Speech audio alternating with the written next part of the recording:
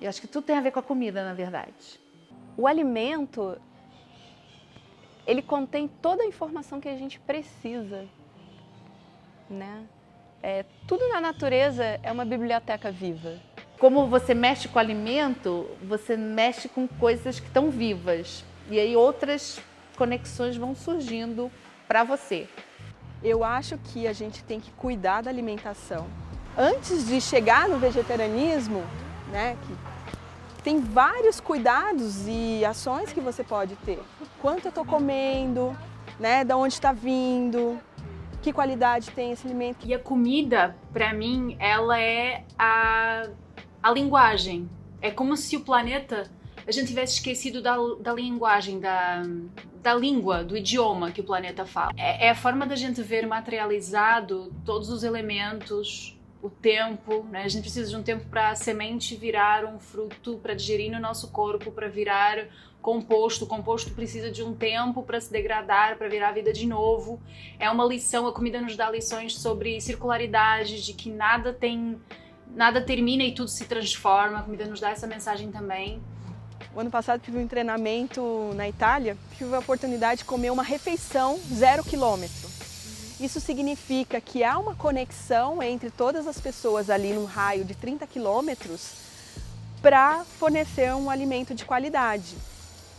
Então, assim, isso é incrível. Isso não é exatamente o vegetarianismo, mas é um nível de consciência de onde está vindo o seu alimento, a qualidade, quem é que está fazendo. Algumas pessoas que comem carne comem excessivamente, então isso pode ser revisto. Né? A Marli Pedra, que é nucleadora de saúde do Ecobairro, ela é médica homeopata nutróloga. E ela fala a maioria das pessoas come 6 vezes mais do que necessita. Então, na verdade, quando a gente olha para a comida, ela é uma grande oportunidade da gente entender o que a Terra está nos falando. Se ela nos dá um alimento doente, é porque ela está dialogando com a semente doente que a gente entregou ou com o tempo doente em que ela foi plantada. Então, se essa conexão nunca tivesse cessado, esse diálogo nunca tivesse parado, e na verdade a gente não está falando de reconectar, mas de melhorar a qualidade do diálogo. O que a gente está dizendo para a Terra de uma forma desinformada e está recebendo coisas de uma forma inesperada? E é no grito da Terra que a gente está entendendo que está mandando as mensagens erradas. Fiquei lá em Piracanga 3 semanas no fim do ano. A gente estava morando em 6 e cuidando de uma cozinha comunitária. No final de 3 semanas, a gente tinha gerado um pote de lixo reciclável. E aí eu volto para o Rio, teve uma celebração com amigos, em uma noite foram não sei quantos sacos de latinhas e garrafas. A comida é a nossa forma de dialogar com a Terra e com o planeta.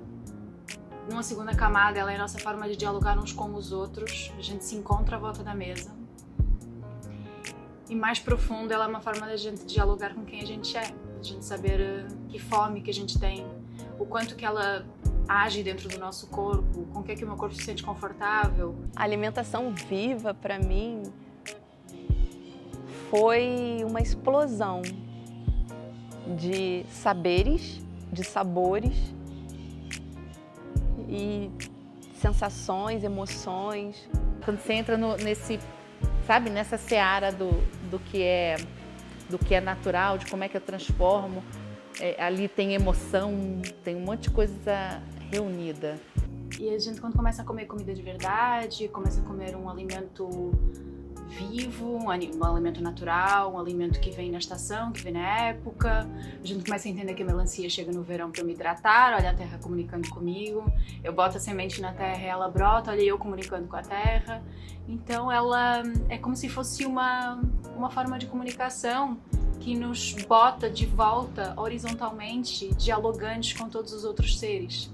E de repente a nossa missão e a nossa função nesse planeta não é tão diferente da missão de outros seres que estão aí dialogando e que não esqueceram essa narrativa. Historicamente as mulheres eram mais próximas da cozinha. E o alimento é o que te alimenta seu corpo, A cozinha é onde você transforma, onde você mexe com fogo, que ali tem uma transmutação muito interessante. Então, eu diria que não tem como existir uma transição sem ela partir do alimento, porque ele é o beabá do nosso encontro de volta e da nossa melhoria desse diálogo com tudo que está à nossa volta.